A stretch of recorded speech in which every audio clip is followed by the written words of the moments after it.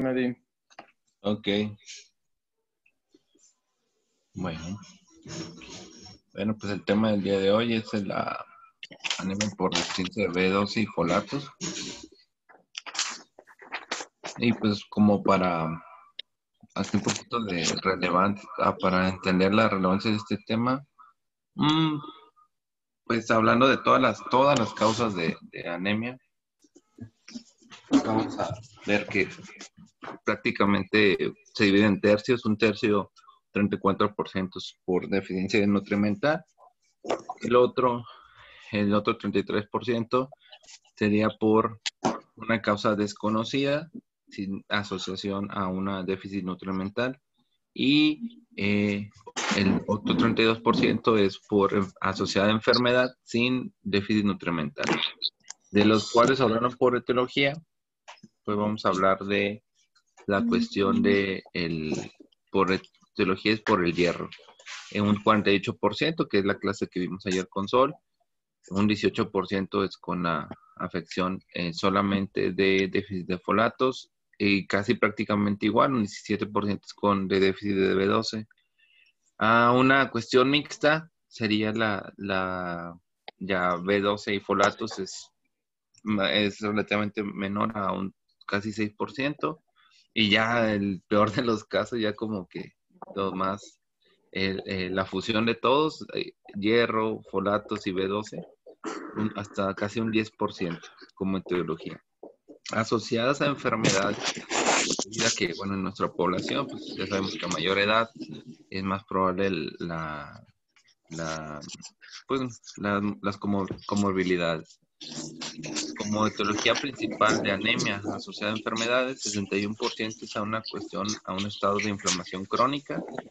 Un 25% es asociado a una enfermedad renal crónica y un 13% es la fusión de todos, el estado inflamatorio crónico y la enfermedad renal crónica.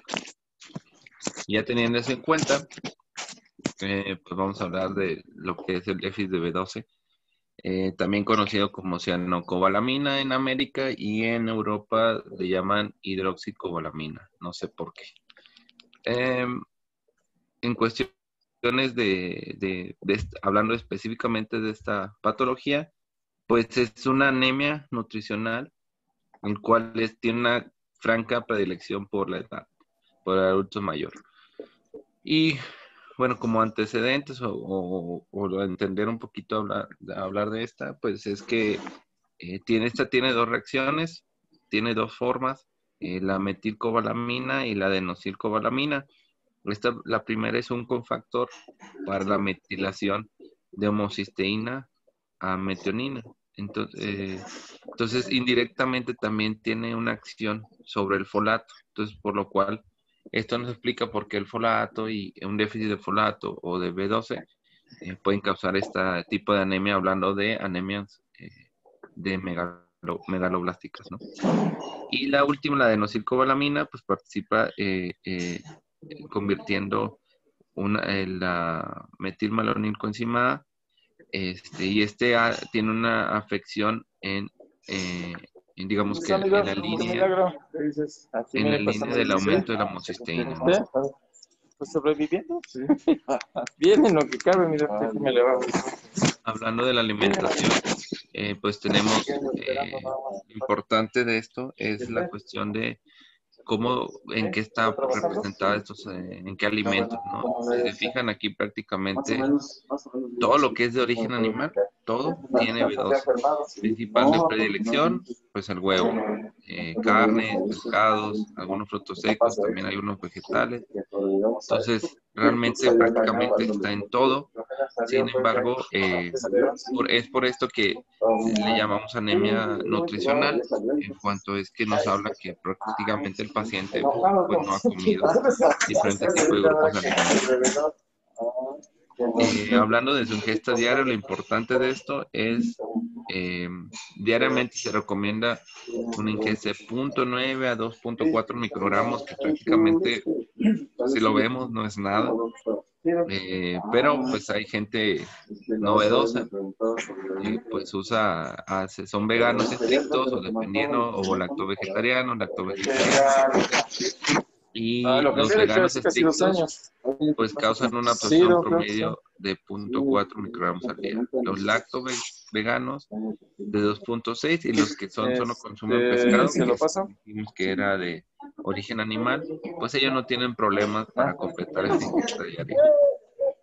En la dieta regular, en la dieta regular, o sea, es decir, sin restricciones, como Dios manda, pues son 7.2 microgramos al día. En otras cuestiones a tomar en cuenta, hablando de estos veganos que digamos, bueno, consumen 0.4 microgramos al día, porque no hay más, digamos, que prevalencia de de anemia megaloblástica, pues debido a que esto lo van a desarrollar en muchos años después de que hayan modificado Oye, Carlos, Mande. es que no te entendí nada hace 2 o 3 minutos. ¿Pudieras repetirme de qué estabas diciendo? Porque... ¿De la dieta?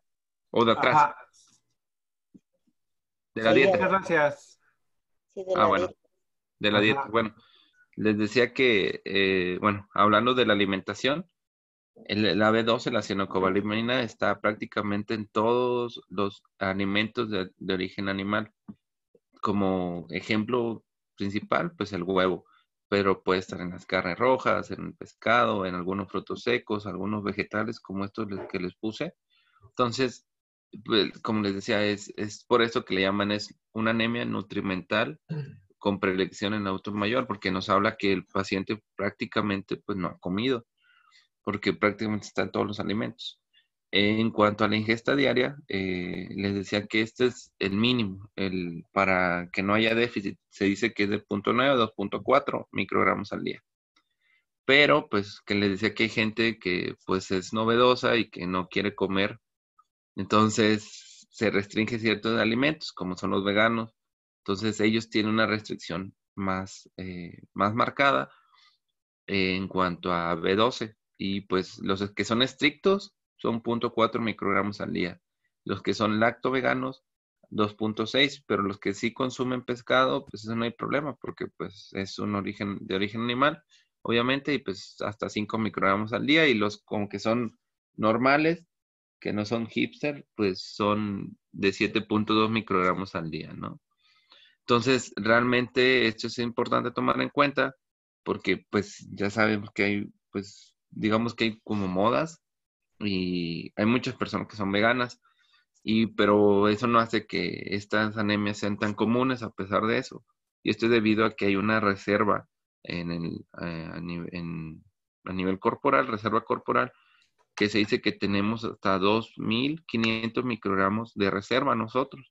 Entonces, para que haya una depresión y que llegamos a números rojos de la B12, pues tiene que pasar años.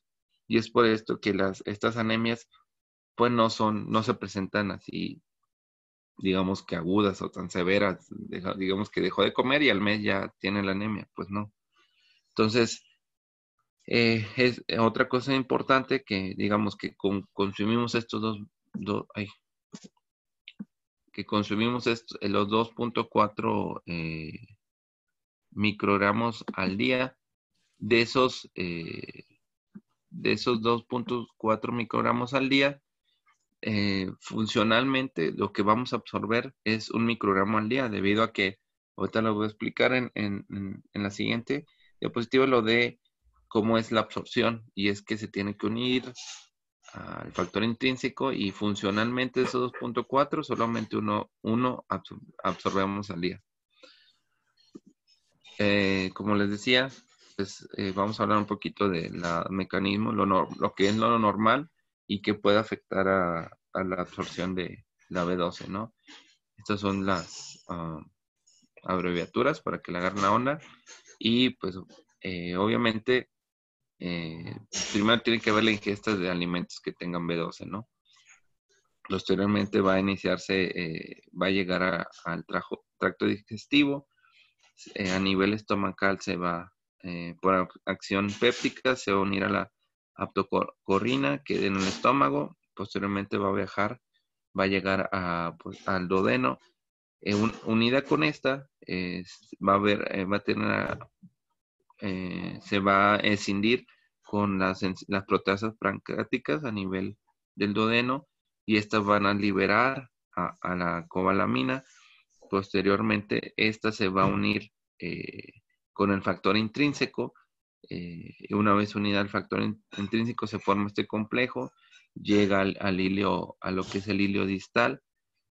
A nivel del hilio, que este es muy importante, se va otra vez se va a unir a un receptor que se llama CUBAM y ahí es donde se va a internalizar al torrente sanguíneo, se va a transportar con la transcobalamina y posteriormente también con la aptocorrina. Y pues bueno, esto va a hacer que gracias a este proceso, pues es como absorbemos la B12. Sin embargo, pues si no hay un déficit nutrimental, pues no va a haber B12, ¿no? A nivel estomacal, si por ejemplo hay algo que se llama anemia perniciosa, que ustedes lo van a mencionar, que no es más que una gastritis autoinmune, hay una destrucción de las células parietales y va a causar un déficit de factor intrínseco. Entonces, si no hay factor intrínseco, pues va a disminuir la biodisponibilidad de la B12. Defectos a nivel gastrointestinal, obviamente, a nivel de estomacal, si hay cirugías, si hay resecciones, si hay bypass, si hay una gastritis atrófica, o hay uso por ejemplo, niveles de bomba de protones que afectan que causan hipocloridria. Entonces van a causar que no esté un ambiente proclive para la unión y el complejo de la aptocorrina junto con la cianocobalamina. Y en el páncreas, si hay una ausencia, un déficit de enzimas pancreáticas secundario a una pancreatitis, pues también va a haber una afección. A nivel de yeyuno, pues si hay un sobrecrecimiento bacteriano, si hay parásitos, si hay un sprue celíaco, a nivel del hilio, pues hay una resección y, por ejemplo, que esté activa la enfermedad de Crohn, ya ve que le gusta el hilio, entonces también puede tener una afección. Entonces tenemos que tener todos estos antecedentes para sospechar del déficit de B12 en un adulto mayor. Hay enfermedades muchísimo más raras que es déficit o disfunción del factor intrínseco, esta enfermedad de Griesbach disease, que realmente es una enfermedad genética en la cual te dice que no se produce el factor intrínseco de una manera adecuada. Pero pues eso ya en pacientes que pues así nacieron y tienen anemias megaloblásticas desde jovencitos, desde niños, ¿no? Y pues bueno, vamos a hablar de la etiología. Como les decía, hay dos, aquí lo dividen en dos.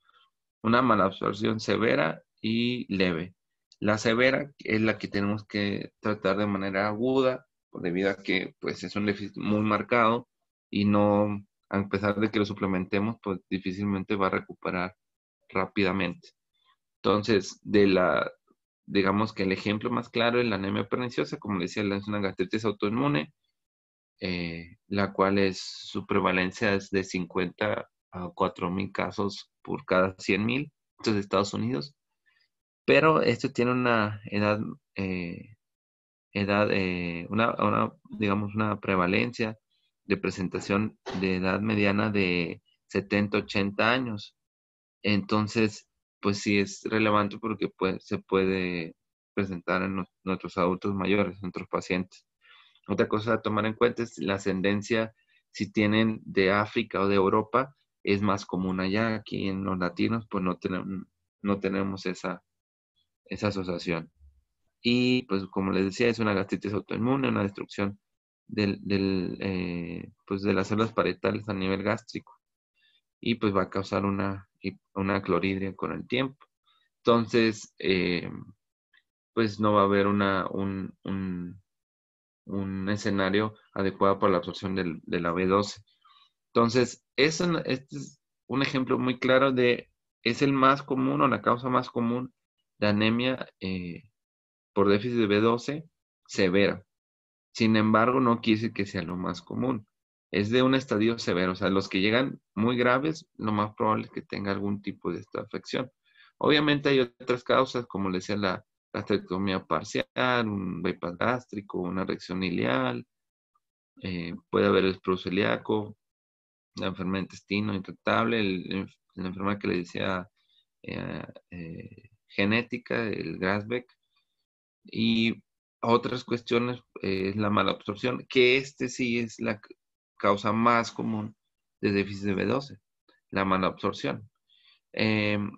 Y pues bueno, puede haber, ese es más leve en cuanto a al déficit de la B12. Puede usar también, se asocia a otros medicamentos, la gastritis trófica, pero por ejemplo el uso de metformina, como le decía, el inhibidor de bomba de protones, y pues obviamente si hay en cuestiones de dieta, los que son veganos o qué tan ovo lacto vegetarianos o lacto vegetarianos, etcétera, dependiendo de qué si coman o no, pues va a ser el déficit. Y ahorita voy a mencionar esto, no me quiero enfocar en esto, pero este es como que las causas principalmente, ¿no? Bueno, una vez teniendo en cuenta esto, la presentación clínica es importante, más allá de lo que ya vimos, por ejemplo, que vimos en la clase pasada, lo que es la anemia, lo que es, pues que puede haber afección cognitiva o que el core anémico, la clásica, ¿no? Me voy a enfocar en qué es lo que hace diferente lo del el déficit de B12, como es la cuestión de lo neurológico. La B12 actúa en la maduración del sistema nervioso central, en la mielinización, y es por esto que clínicamente hay otros síntomas, a diferencia de otras anemias, que pueda causar, por ejemplo, a nivel de una melopatía, a este nivel, puede haber parestesia, pérdida de la propiocepción, una marcha táxica, debilidad, hiperreflexia, puede haber muchos síntomas. A nivel autonómico, por ejemplo, nos van a decir que se están cayendo debido a una hipotensión postural, o puede haber incontinencia, impotencia. A nivel periférico, pérdida de la sensibilidad, hiporreflexia y una debilidad simétrica. Hablando de las cuestiones, como lo vamos a sospechar, la sangre periférica, pues la macrocitosis, puede haber anocitosis, va a haber algo que se llama neutrófilos hipersegmentados, o también los núcleos del glóbulo rojo están segmentados, que es algo muy característico de esta anemia. Como les dije, ahorita le voy a explicar un poquito más, la leucopenia, la trombocitopenia, y que prácticamente todas las líneas van a estar alteradas dependiendo del grado de la severidad del déficit de B12, ¿no?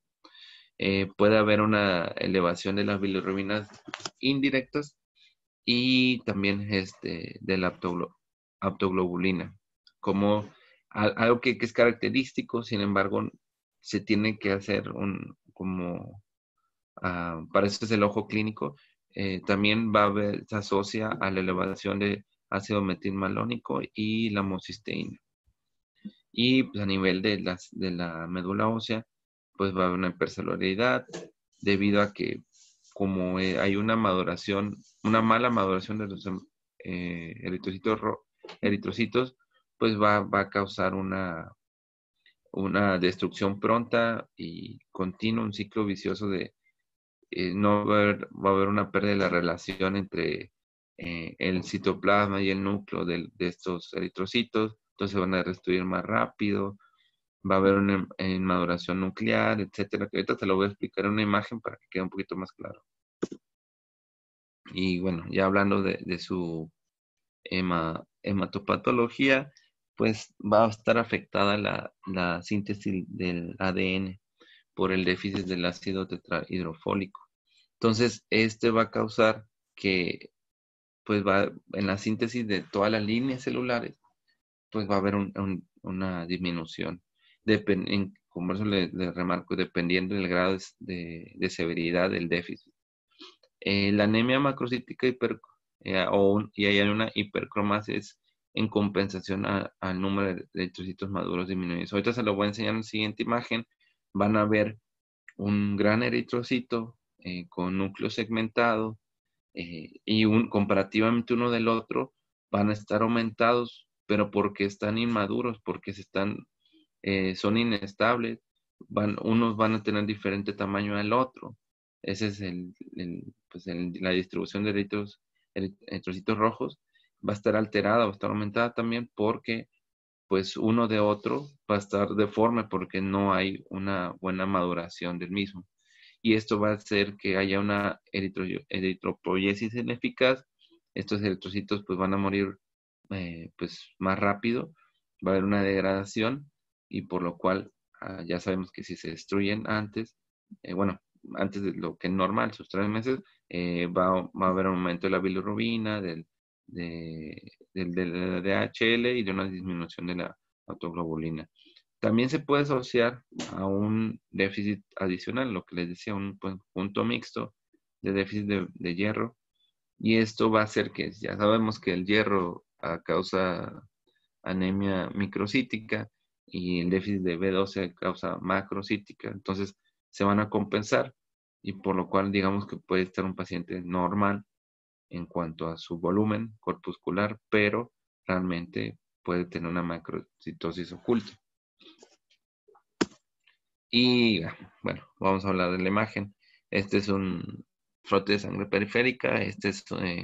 Y bueno, en este vamos a ver, este es un macrocito, como pues digamos que oval, que tiene, si se fijan, está como fragmentado, no está bien, el núcleo no está bien maduro y por lo cual está deforme. Y bueno, esto nos habla que es un eritrocito, un glóbulo rojo nucleado megaloblástico inmaduro. Esto pues nos va a hablar que, bueno, ahorita si lo comparan con otras células que son otros eritrocitos, si se fijan, uno tiene diferente tamaño del otro, unos tienen núcleo, hay una pérdida en la relación entre núcleo y citoplasma. Entonces eso nos habla que están aumentados de tamaño, diferente tamaño uno del otro, y por lo cual esto nos podría decir que es o confundir con un diagnóstico de anemia hemolítica microangiopática. ¿Por qué? Porque pues hay una alteración en los eritrocitos. Entonces, por esa destrucción de aumento de DHL, etcétera, por eso es importante, pues, saber todos los antecedentes del paciente y además hablando de hematológicamente, pues se puede ir a confundir. Entonces hay que tener en cuenta esto. Y bueno, en este paciente nos decía que el volumen corpuscular medio estaba en rango normal, pero la distribución de glóbulos rojos sí estaba alto. Entonces sugiere que hay una macrocitosis combinada con células microcíticas fragmentadas, es decir, que estaban unos más grandes que otros, ¿no?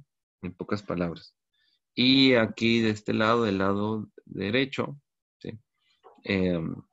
Es una aspirada de médula ósea que también tiene eritrocitos grandes y digamos que se ve la maduración en el cual unos están diferentes tamaños que el otro, que hay pues con lo que le decía que la relación citoplasma-núcleo está perdida. Eso le llaman disincronía entre maduración de citoplasma y núcleo.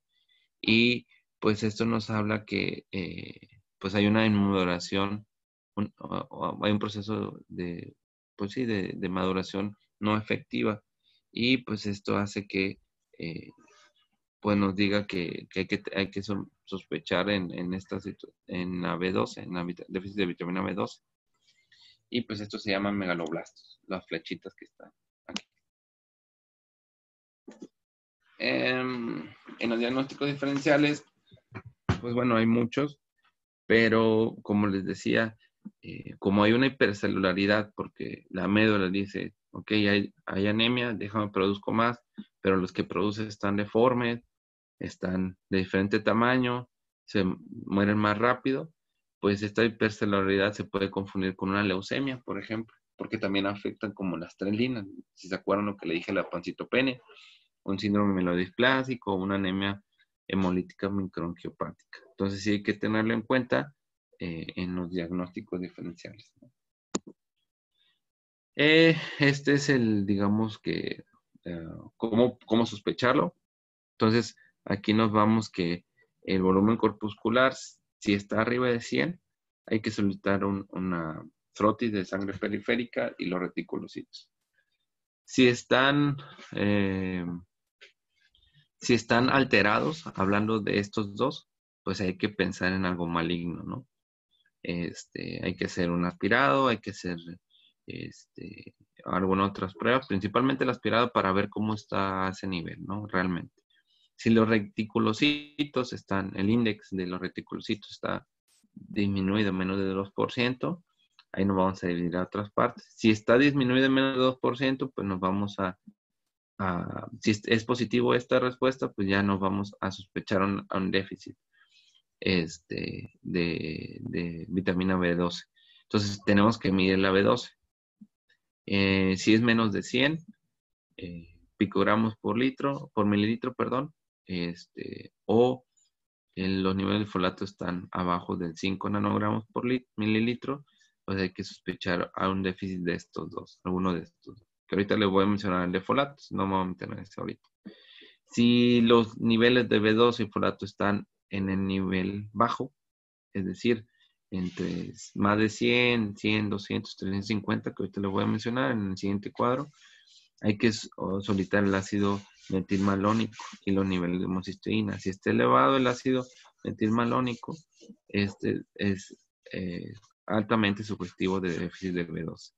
Si está elevada la homocisteína, hay que sospechar más de deficiencia de folato. Sin embargo, en esto de la homocisteína hay que tener en cuenta otras comorbilidades que nos pueden alterar estas dos pruebas, ¿ok? Que ahorita se los voy a mencionar. Y si la B12 y el folato están normales, pues hay que considerar otras cosas, como el alcoholismo, la afección hepática, hipotiroidismo, otras afecciones. Y en el otro escenario en que los reticulocitos sí no están debajo de 2%, ver la DHL, la bilirrubina indirecta, el CUM-test, y pues bueno, ya. Si están normales, pues probablemente a lo mejor tuvo una pérdida sanguínea o está destruyendo por los eritrocitos por esplenomegalia, ¿no? Si están elevados, algunos de estos, pues hay que sospechar de hemólisis, ¿no? Esto es lo que le decía que es el diferencial, una hemólisis.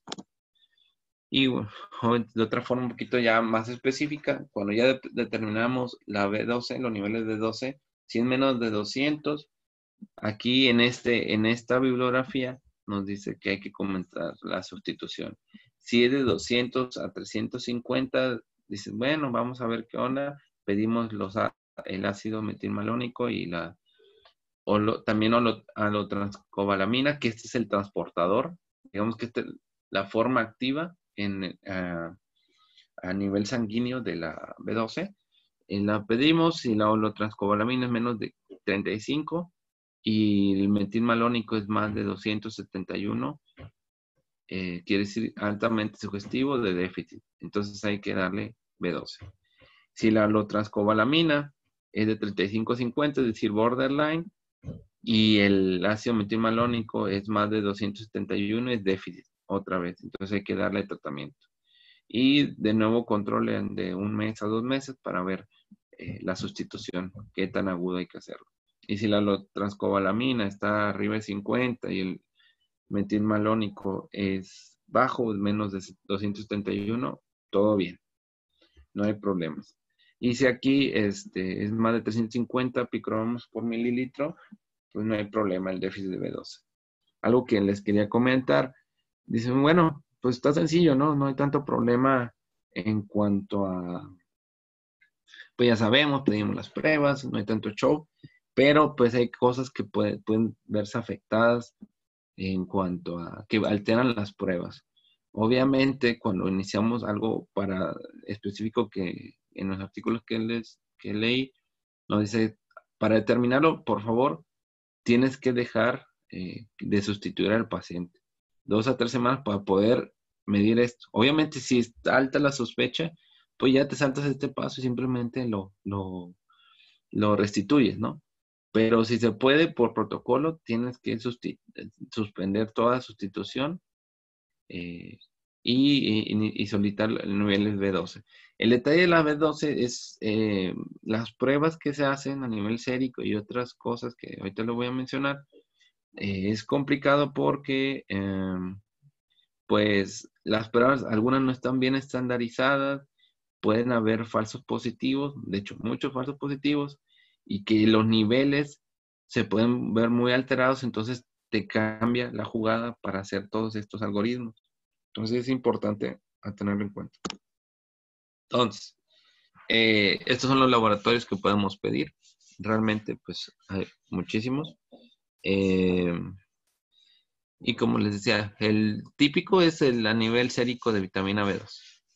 Dijimos de 200. Tiene una sensibilidad de 65 a 95. O sea, realmente es pues muy variable. O sea, de 65 a 95 no es tan bueno. Pero aumenta esta sensibilidad si pedimos a nivel sérico de B12 más el ácido de metilmalónico, y si está elevado nos aumenta esta sensibilidad. La especificidad también es mal, de 50-60%, pero si está elevado el ácido metilmalónico aumenta esta sensibilidad. Entonces, esto es lo importante de que les digo que hay que saber pedir qué pruebas y en qué momento, ¿no? Y bueno, otra cosa importante, bueno, pacientes con el déficit B12, también es complicado también hacer la prueba del factor intrínseco, los anticuerpos, si se sospecha anemia perniciosa, que le digo que no es la más común.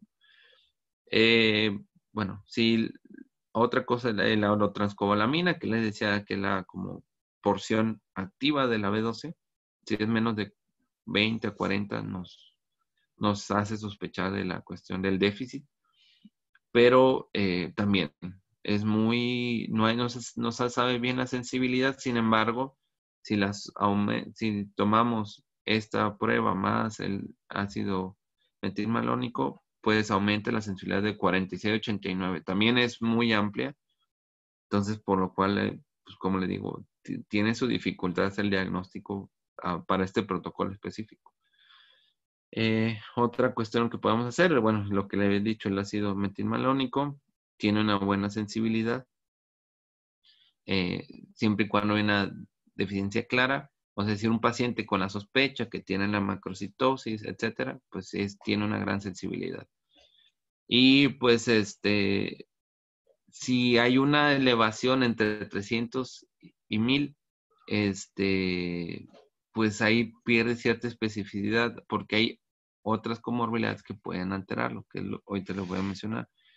Otras, las sensibilidades, por ejemplo, de anticuerpos antifactor intrínseco y células parietales, el más alto es el de células parietales, pero si se fijan también es bajito.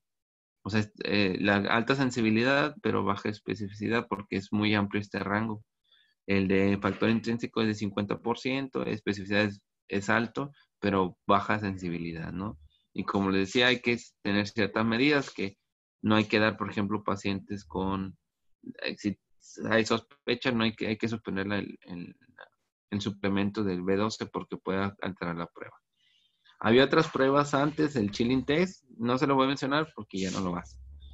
Entonces, es muy importante tener esto en cuenta, que las pruebas, yo creo que aquí nos iríamos, o sea, sí se hacen las pruebas, los niveles séricos, pero hay muchas como, y tienes que checar esto, pero tienes que confirmar esto, ¿no? Entonces, es lo importante de que yo creo que es como la clínica más que nada, y aparte, obviamente, no está de más los niveles de B2. Los tratamientos, este es un tratamiento cuando es una malabsorción severa, lo que les había dicho en diapositivas previas.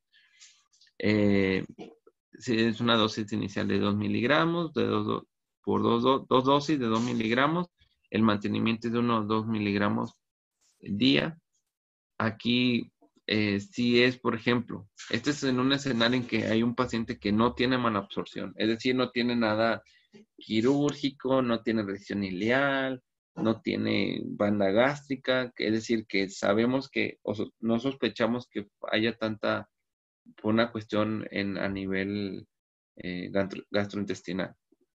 Y si los anticuerpos contra el factor intrínseco son negativos. Y pues aquí se va a absorber 0.5 a 4% de la vitamina administrada.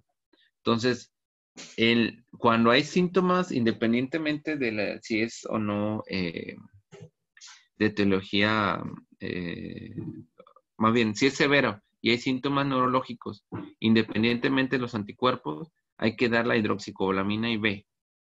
Es 1 miligramo diario por 7 días, posteriormente 1 miligramo semanal por 4 semanas y después 1 miligramo mensual cada 3 meses.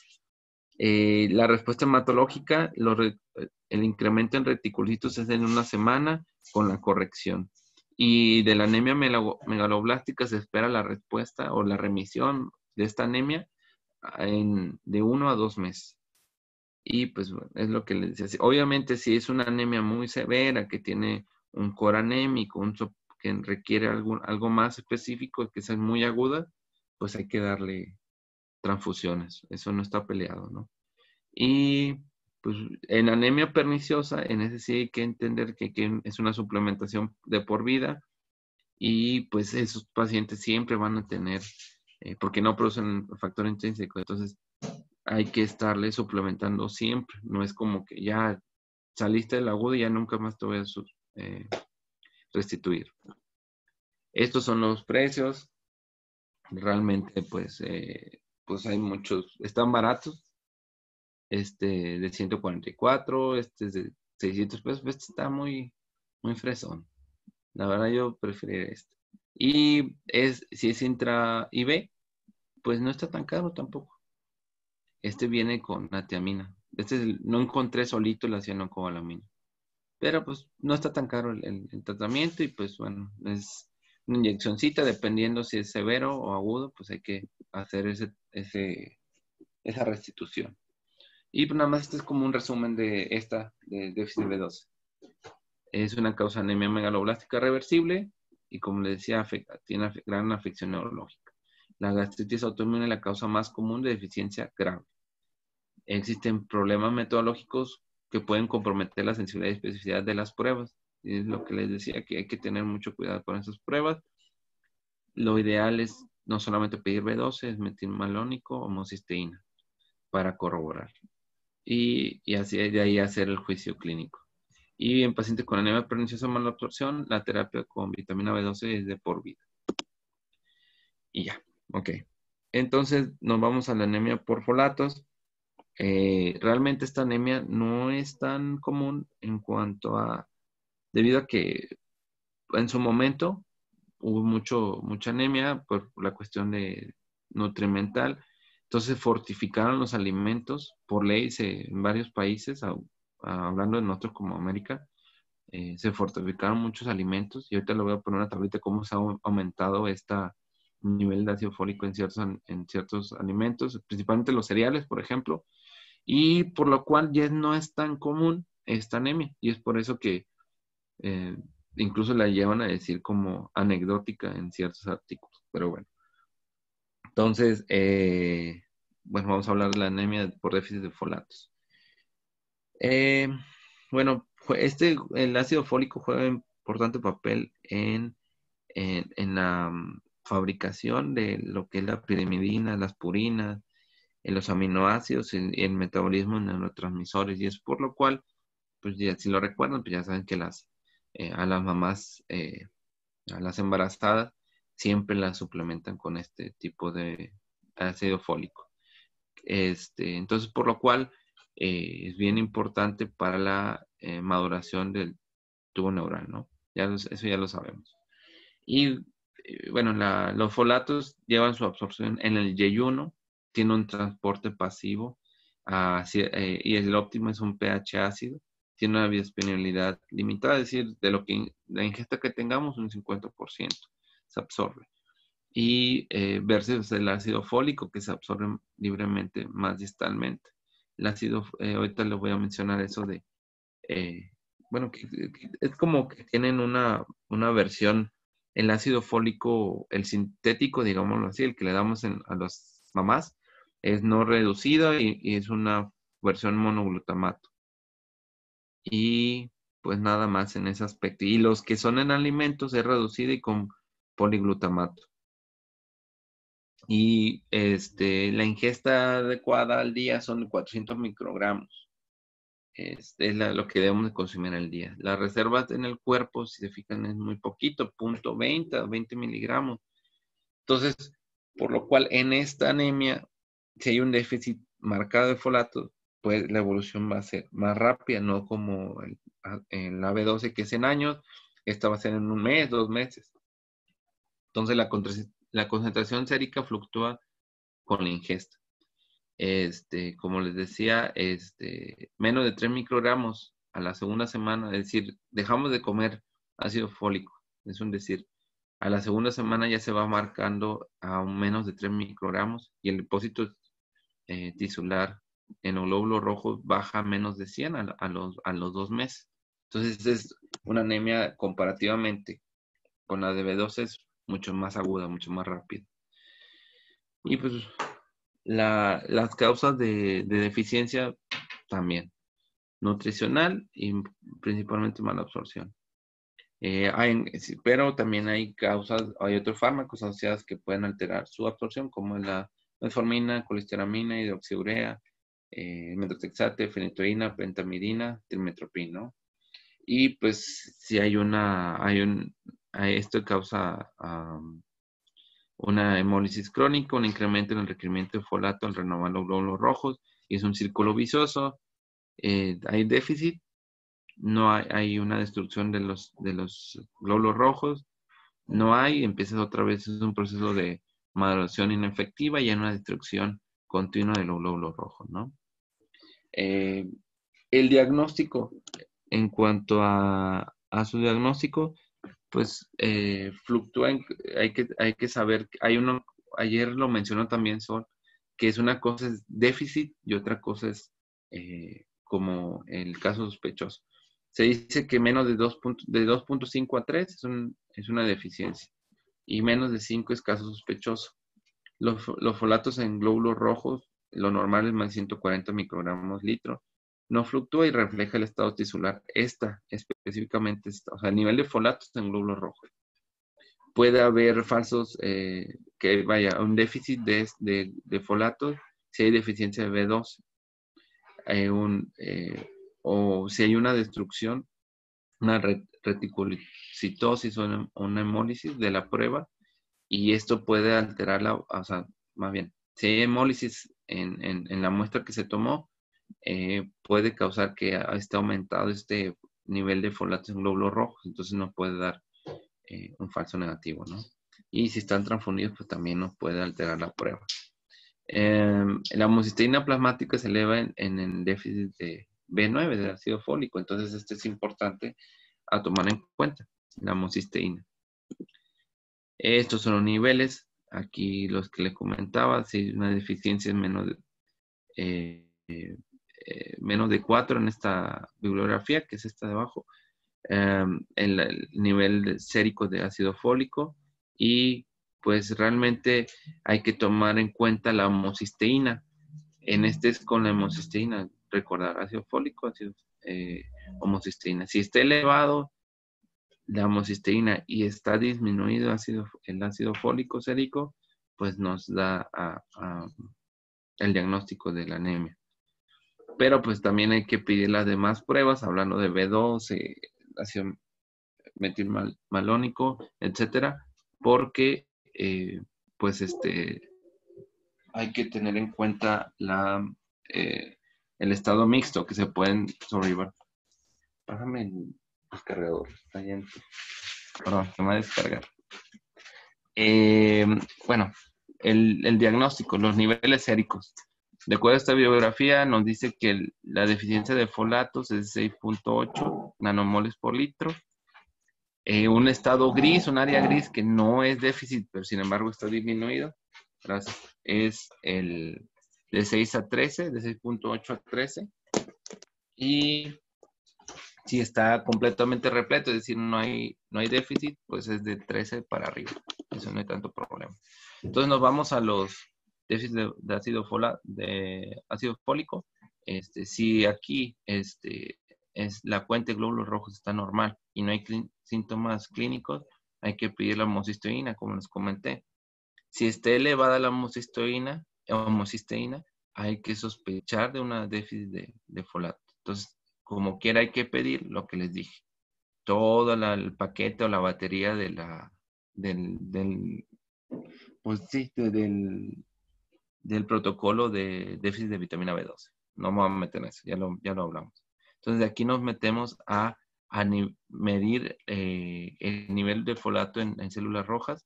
Si es más de 350, menos de 340, hay un déficit. Si es un área gris de 341 hasta 900, hay una insuficiencia, y si es más de 900, no hay problema. Entonces, este es principalmente lo que te va a ser el nivel de ácido fólico en células rojas. Se puede pedir, pero realmente nos dice que solamente con medir esto, el ácido fólico en células rojas, el déficit más unido, obviamente la anemia y todo esto, pues ya te hace el diagnóstico. Entonces les comentaba, la anemia megaloblástica, la mayoría de las personas con deficiencia de folato no son anémicas, es decir, no es tan marcado el déficit, hablando de glóbulos rojos. Es una anemia, pues realmente, como les decía, que ha ido desapareciendo debido a que conforme ha pasado el tiempo, se ha fortificado los alimentos con ácido fólico. Y de hecho se han hecho estudios así como globales, lo cual nos dice que en estos años, en los finales 80, 94, a niveles, esto fue en América, si mal no recuerdo, los niveles fueron de 6.9 microgramos litro en la población. Posteriormente, inicios de los 2000, fue 17, y ahorita, bueno, posteriormente 2003-2004 fueron de 15.6 microgramos litro. Entonces nos dice que a nivel poblacional, pues no se sufre tanto de este déficit como cuando fortificaron otras cosas, que el flúor en la pasta, etcétera. Como que han cambiado ciertas cosas, y un cambio positivo, pues es la fortificación de los alimentos con ácido fólico. Y pues una cosa importante, tanto la B12 y el ácido fólico, pero principalmente los folatos, que se puede alterar por el alcoholismo, una dieta pobre, y puede alterar la absorción de los folatos a nivel de la circulación enteropática, en su metabolismo y su excreción. Entonces, por lo cual hay que tomarlo en cuenta esta patología, ¿no? Y ya nada más se han hecho otros estudios en el cual el riesgo, el déficit de vitamina B2 y el ácido fólico, y el riesgo de anemia en los adultos mayores. Entonces, esto fue en más de 85 años, agarraron estos pacientes, se hizo un seguimiento, perdón, en el cual, si se fijan, bueno, la población es más o menos, pues, bien, de 355, 389, bueno, de déficit de B12. De anemia fue 389, y déficit de homocisteína 229. Entonces, se hizo una medición a lo largo del tiempo. Obviamente, en teoría, pues decimos, bueno, ¿cómo se van a comportar? Es lo que querían ver. Digamos que en lo que está en una bolita blanca, son los niveles de la hemoglobina, y la edad, conforme va pasando la edad que tenían estas enfermedades. Entonces, los de B12, si se fijan, tenían 13.5. Los que no tenían ninguna deficiencia, pues un poquito más, 13.6, 13.7. Entonces, iba conforme a la edad, y si se fijan, no hubo un gran comportamiento, digamos, de una anemia severa, ¿me explico? Posteriormente, hablando en de ácido fólico, aquí estas las personas que no tenían algún déficit de ácido fólico, y los que sí. Y aquí, si se fijan, hablando del ácido fólico, la presentación, la anemia de esta sí estuvo más marcada. O sea, esta diferencia de 13.5 lo normal a pues 13, 12, llegó lo más, casi 12.5 en pacientes de adulto mayor de 90 años. Entonces, eso nos habla que el comportamiento, sí va a haber una anemia, pero no es tan marcada, es lo que le decía en las diapositivas previas. Entonces, esto nos habla que sumando esto, que el comportamiento de en la prestación clínica en el adulto mayor no va a ser una anemia tan severa. Entonces, por lo cual, yo lo asocio, al menos que hay comorbilidades, lo que les decía, que pues si tal vez hay una déficit de hierro o alguna otra cuestión, una enfermedad renal crónica por su diabetes, hipertensión, etcétera. Entonces enmascara y uno compensa al otro y la presentación clínica hablando en laboratorios, en paraclínicos, no es tan marcada esa anemia ni tan, pues clínicamente no tan relevante, pero sí hay que tenerla en cuenta porque ahorita en otro artículo que les menciono, pues realmente sí afecta en la vida diaria del paciente, que ahorita se lo voy a mencionar. El tratamiento, pues nos dicen que es mínimo 1 miligramo al día. Este es de los más baratos. Aquí hay de 4 miligramos, de los que yo chequé. Pues realmente muy baratos, muy accesibles. Y pues, y bueno, ahora que a las que son, no sé quién está conectado, pero pues si piensan embarazarse, pues tomen su ácido fólico. Es un meditip. Y con eso de que la fertilidad en geriatría está muy fuerte. Entonces, meditip. No diré más. Es todo. Mejor un curso de Entonces, planificación familiar. sí, perdón, era un comercial. Me dieron ahí un Ahora me pago. está sacando sangre, ¿eh? Entonces, lo Si siguiente, no te das cuenta hasta el sexto mes, pues ya no funciona, ¿no? pues no sé. Pues, yo por eso le estoy diciendo que se lo tomen desde ahorita. No pasa nada. Entonces, ahora lo importante es como englobar lo que habló Sol y bueno, lo que hablé yo hoy, es la anemia y los síndromes geriátricos. Que, bueno, se hizo un estudio en el cual agarraron a pacientes los cuales estaban institucionalizados, descartaron todo lo que era cáncer y eso no. Se analizó una asociación en el interior del índice de Bartel y parámetros hematológicos. Entonces midieron su Bartel y le hicieron una gran batería de laboratorios, que ahorita se lo pueden mencionar. Este es el artículo. ¿Y qué pasó? ¿Qué es lo que encontraron en estos pacientes? Pues realmente usaron de parámetros lo de la anemia de la OMS, o sea, vaya, los grados de anemia de la OMS, y el Bartel y, como le digo, los parámetros. Entonces agarraron, aquí están los pacientes. En general, la población fue de 579 años, fue más de 70 años estos pacientes. Se les midió prácticamente, pues, hablando de hematológico, todo. La vitamina B12, los principales, el ácido fólico, el hierro, obviamente la hemoglobina, hematocrito, plaquetas, etcétera, y su BART. Entonces empezaron a estudiarlos a cada uno de ellos. La edad promedio de estos pacientes eran de 81 años, 82 casi, pero agarraron de 70 a 97 años. Y 52% eran mujeres y bueno, que encontraron, pues sí había anemia, era leve, era normocítica, y también lo que encontraron, hablando de cuando encontraron los pacientes con anemia y le hicieron su Bartel, le hicieron todo esto, lo de leve, moderada, severa, de acuerdo a la OMS, y estos son sus parámetros. Y que encontraron que, bueno, lo más común o lo que perdieron más estos pacientes era subir las escaleras.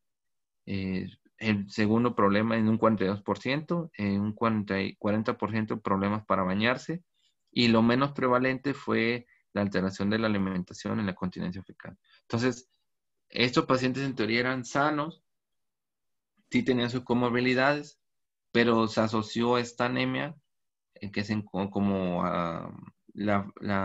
partiendo del punto de sus actividades diarias, y los laboratorios y se encontró que sí había anemia y que lo más alterado era esto que les decía, las escaleras.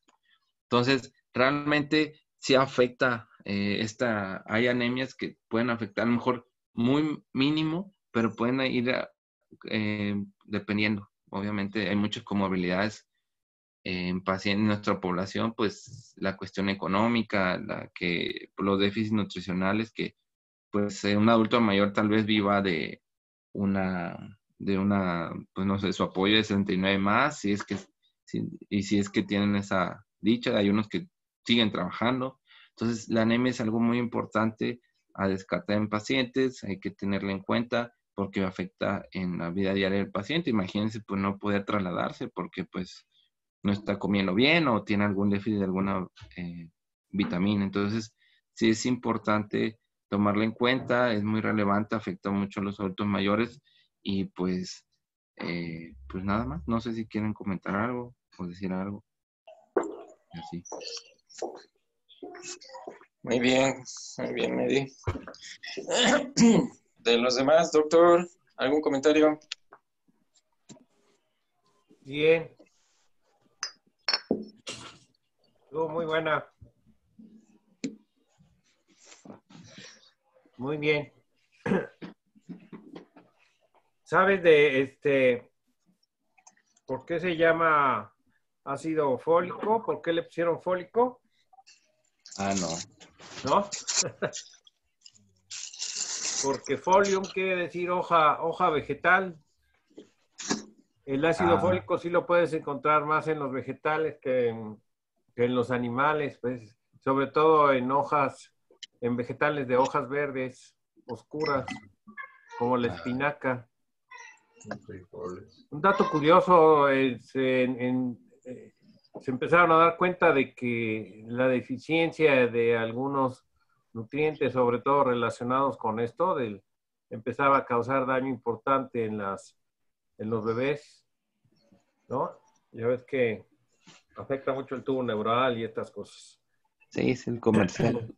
Y sabes, empezaron a darles levadura de cerveza. Pues ahorita querían dejar del alcohol. Claro, le daban levadura de cerveza, no le daban cerveza, a lo mejor sí. Eso fue en los años 1940, 1930, por ahí.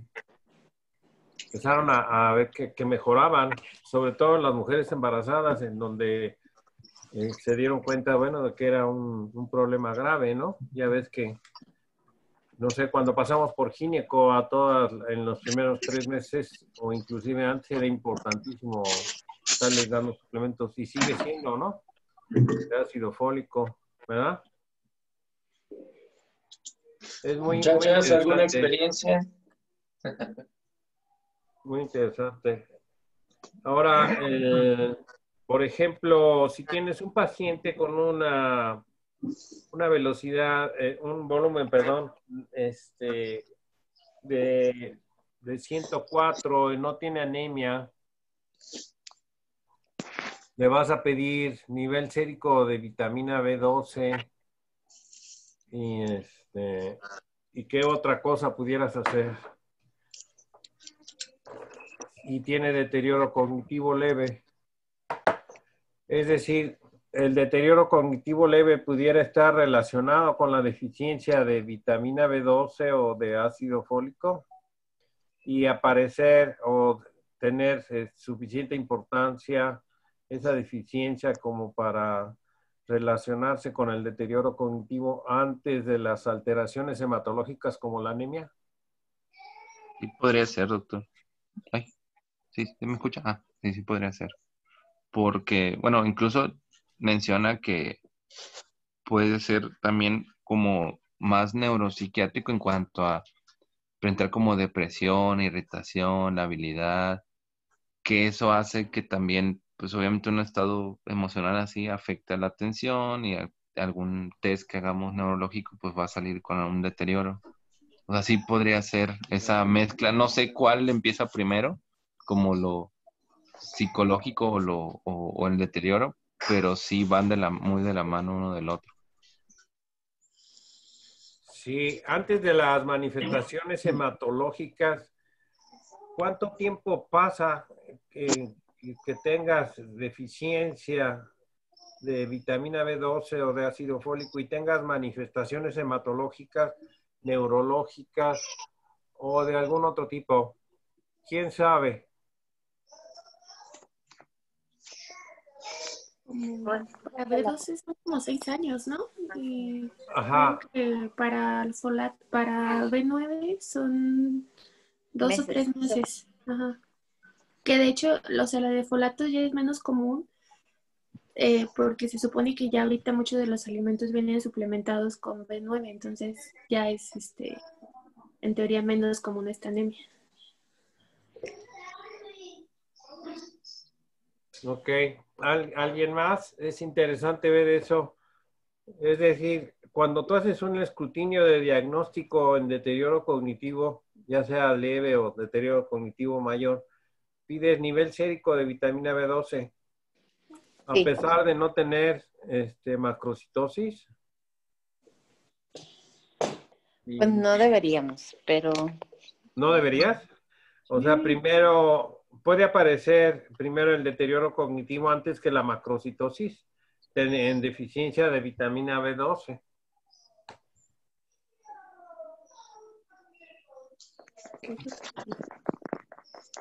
A ver, Citlali. Ajá. sí. Como no sé si están dormidos o despiertos. No, sí, sí estoy aquí. Ajá. Pero pues nada más estamos Juan Carlos y yo viéndonos. Es que no sirve mi Hola, ¿qué cámara. tal? Ahí está. Ok. A ver. Pues mire, la verdad, si no hay manifestaciones hematológicas, no lo pedimos, pero yo creo que es más por limitaciones económicas que porque está indicado, porque realmente pues sí se asocia un déficit a deterioro cognitivo. Pero así en la institución, pues no lo pedimos si no hay manifestaciones hematológicas, la verdad. Ok, bueno, está bien. Lo vas a pedir por fuera. Entonces, se justifica que en todos los pacientes con trastorno neurocognitivo, ya sea menor, deterioro leve o trastorno neurocognitivo mayor, le vayas a pedir nivel sérico de vitamina B12, a pesar de no tener macrocitosis. Sí. Esa sería la pregunta, Carlos. Sí. O sea, puede tener significado la deficiencia de vitamina B12 antes que aparezca, significado desde el punto de vista neurológico, pues, antes de que aparezcan manifestaciones hematológicas como la macrocitosis. O van a la par, o aparece antes la macrocitosis. A ver, ponle otra vez. A ver, dime, Carlos. Pues mire, yo creo que sí va lo neurológico, siempre va primero, o sea, la clínica es lo que mencionaba, pero no es como que, al menos en las que la bibliografía que leí fue como, sí, irritación, estado de alerta, afecto, pero no dice principalmente el neurológico y luego ya va a empezar con lo hematológico. La verdad, pues yo considero que yo creo que es principalmente lo neurológico, pero no, o sea, no tengo así como que un porcentaje o alguna bibliografía. Pues lo puedo checar y para comentarlo, no sé, en otro día. Sí, puedes tener déficit de vitamina B12, un nivel sérico bajo de vitamina B12 sin que todavía tengas macrocitosis. Ajá, ¿verdad? Y eso pudiera estar interfiriendo bueno, o digamos, si no causando directamente el trastorno neurocognitivo, pudiera estar agravándolo. Eso no lo sabemos con certeza, pero se justifica por eso hacer ese escrutinio. Ahora bien, si tienes un paciente con franca anemia megaloblástica, le vas a pedir en todos los casos, además del nivel sérico de vitamina B12, ácido metil, perdón, le vas a pedir homocisteína y ácido metil, Malónico. ¿Ven?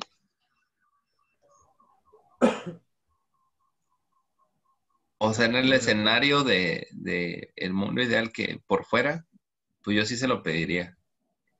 Ajá, a todos los pacientes.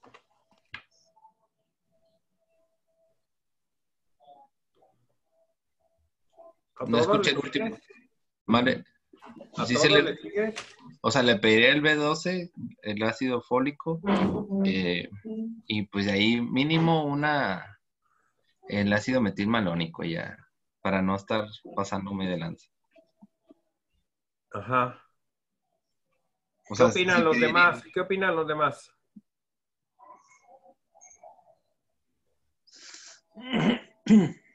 Por ¿Te basta algoritmo, con el nivel sérico de vitamina B12? pues se supone que si el nivel sérico está menor a 200, pues ya no tendrías por qué pedir el ácido metilmalónico. Y ese nada más lo tendrías que utilizar como para niveles como intermedios de vitamina B12. Pero pues si lo puedes pedir de una vez, pues está mejor, pero por algoritmo, primero es vitaminos, niveles totales y después lo del ácido metilmalónico. Bien, si te fijaste, el ácido metilmalónico tiene una sensibilidad muy alta en relación con el nivel sérico de vitamina B12, ¿no es cierto, Carlos? Sí, Sí, cuando están sí, combinados. Ajá, ¿pudieras pedir ese en comparativamente lugar sí del es nivel mejor. sérico de vitamina B12? Pues se Sí, supone que es mejor cuando están combinados, ¿no? ¿O le entendí ajá, mal a Carlos? ajá. Depende uno del otro, pero la sensibilidad aumenta del de B12. Si esto aumenta el metilmalónico, ya te aumenta hasta 80, creo. Ajá. Entonces, pero si lo haces solo, el nivel sérico es muy variable de 50, casi es como de 0 a 100. Entonces, pues, también, o sea, solito, por eso decía, prefiero pedirlo dual, digámoslo así. Ok, entonces puedes pedir, digamos, la batería completa, el estudio completo de nivel sérico de vitamina B12 a menos que hablaste de alta sensibilidad y baja especificidad de la Sí, prueba de vitamina B12, ¿cierto? ajá, sí es. Ajá. Entonces, Entonces, quizá teniendo el nivel sérico de vitamina B12 sea suficiente para que tú puedas decidir y definir qué tipo de tratamiento le vas a dar, ¿no? O cuándo vas a empezar el tratamiento, en fin. ¿Y cuándo necesitarías el ácido metilmalónico? Es que ya es cuando, si está el déficit de la B12, a menos bueno, si está en la de sombra de 100 o 100 a 200, pues ya tendrías que pedir el metilmalónico. Ok. Bueno. ¿Puedes tener deficiencia de B12 y no de ácido fólico al mismo tiempo? Sí. ¿Y viceversa? Sí. Sería lo menos común de que se puede pasar. Pues todo puede pasar en esta vida, doctor. Mírenos en la cuarentena. Pasaste de las primeras diapositivas que pasaste, me llamó la atención que tenías, que era más frecuente la deficiencia de ácido fólico que de vitamina B12. Sí, ese era como un estudio que agarraron a cuenta de varios hospitales y así, pero bueno, lo que leí después de ese estudio es que el detalle es clínicamente no está bien estadificado el que es el diagnóstico de anemia por folatos y solamente con una deficiencia, y la deficiencia no saben si tratarla o no. Por eso estaba más alta la de folatos, pero decía que la deficiencia no se sabe si tratarla o no porque realmente se suplementó y realmente no hubo un cambio. Entonces, si no había cambio, pues ¿para qué tratarla si realmente no incidías en eso? Entonces, sí era como un poquito, bueno, yo lo tomé como confuso de que, bueno, si para qué, entonces no vamos a hacer screening, porque ellos lo hicieron como un screening de B12 y folatos y encontraron eso, pero clínicamente no había anemia. Entonces, por lo cual dijeron, pues, entonces, ¿para qué lo tratamos si no hay tanto show? Al menos yo así lo interpreté en ese estudio. Sí, eso tendría que ver con el trastorno neurocognitivo. Lo importante es que puedes tener, si tienes deficiencia de ácido fólico, aunque tengas una buena ingesta de vitamina B12, puedes tener manifestaciones clínicas de deficiencia de vitamina B12 porque el ácido fólico tiene que ver con la formación de la coenzima de la vitamina B12, ¿te acuerdas? Por eso a veces se da vitamina B12 y ácido fólico juntos. Ujú. O sea, lo justificas desde ese punto de vista. Es decir, el ácido fólico tiene que ver también con la maduración, vamos a llamarla así, de la vitamina B12, de la forma activa, para que forme la coenzima, ¿no? Y es que realmente en cuanto a la B12, la que tenía más como estudios y pruebas, pero las pruebas decían es que no están bien estandarizadas. Hay ciertos estudios, por ejemplo, la hidroxicobalamina, no, que es el contrasportador de la B12 a nivel que te dice que es la forma más activa de la B12. No hay estudios estandarizados para eso. Yo creo que ese sería el ideal para saber si hay déficit o no, pero pues todavía faltan muchas cosas. Creo que era Bien, el 2018 ese artículo. bien, ahí dice Neftalí, está bien Neftalí lo que estás poniendo ahí, pero entonces justificas tú, ¿pondrías cianocobalamina nada más o le darías tiamina y piridoxina en todos los casos?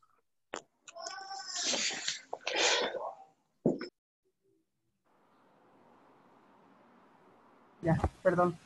Lo que Ajá. leí, o sea, el tratamiento Ya ve que simplemente la mayoría de las presentaciones de vitamina B2 inyectable traen tiamina, piridoxina y cianocobalamina. sí, Ajá. el ¿A ti cuál te tratamiento, interesaría aplicar realmente? ¿La cianocobalamina o la tiamina y la piridoxina también?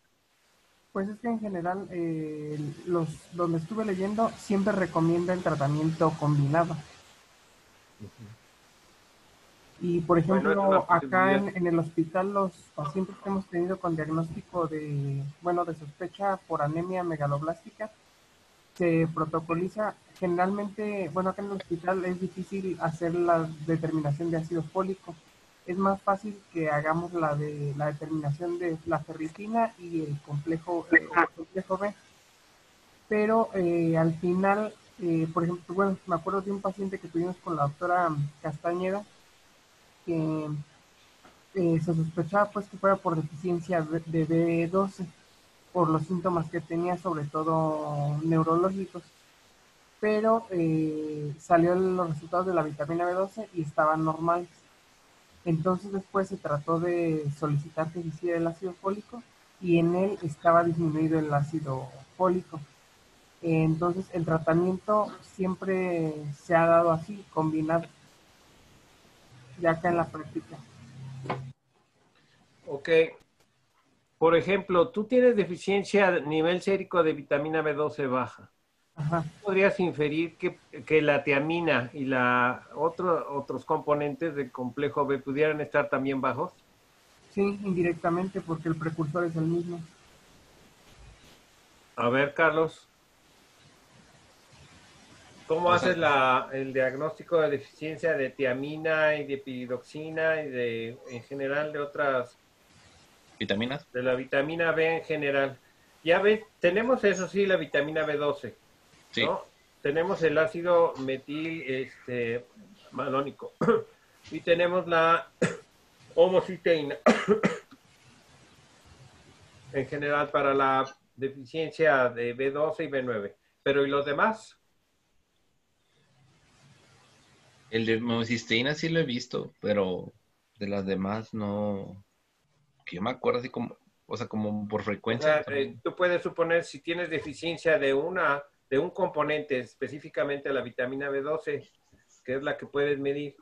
Ajá. Entonces, puedes deducir que pudieras tener deficiencia de otras como para justificar la aplicación de esta triple alianza de Ya. tiamina, piridoxina y cianocobalamina. Pues mira, yo me diría algo práctico, que no sé si esté bien. O sea, si Por ya eso. ve, ya yo iría de, ¿sabes qué? Pues sí, tiene déficit y tal, y veo que es una persona, bueno, que tiene ciertas cuestiones económicas que por lo general es más nutrimental, y pues es el complemento, el complejo B, etcétera, realmente no es tan costoso, pues sí le daría ya todo, o sea, pues es que no va a quedar corto si nada más digo, ácido fólico, y si ya no como a la me digo, ay, no, pues mejor ya darle todo el pastillón. es muy probable que teniendo deficiencia de una tengas deficiencia de todas, por eso le aplicas así. Es muy probable que así aparezca, ¿no? Sí, Ahora pues. lo que nos faltó es la sobredosis. Ya. Ya ves que hay mucha gente que es con sobredosis. No sé si ustedes se han puesto o le pusieron toda la vida. sus mamás, sus papás alguna vez. Sí. De que te ven medio cabizbajo, medio triste, porque pues, cortaste con una novia que tenías, en fin. A ver, vente, te voy a poner tu vitamina B12, ¿no? Caray. Y entonces, no estoy triste, así como no. Y vámonos. Te ponen la vitamina B12, ¿no?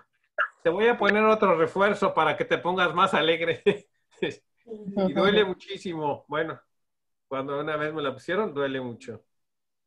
Pero ya ves que la gente a veces se pone vitamina B12 como si... Sí, No, claro. me voy a poner vitamina B12 y ya con eso me siento bien. Cada Es mes. Como placebo, ¿a poco no? ¿No les ha tocado? Sí, les cura Servicio todo. social. Ajá. Es que me voy a poner y no le duele, sí, pero aguanto. Entonces, como, No, y si le ponen la ¿qué fuerte, pasa con la sobredosis, no?